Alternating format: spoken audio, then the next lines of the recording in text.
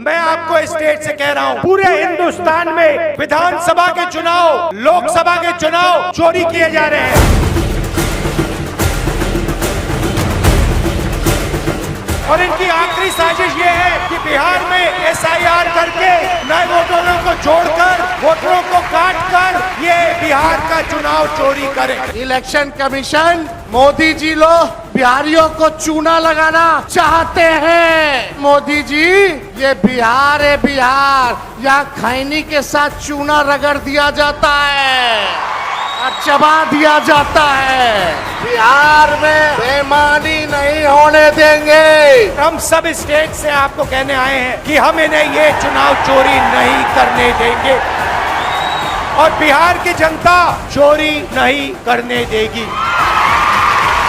BJP के लोग press conference करते हैं, उनसे कोई एफिडेविट नहीं मांगा, मुझसे एफिडेविट मांगा।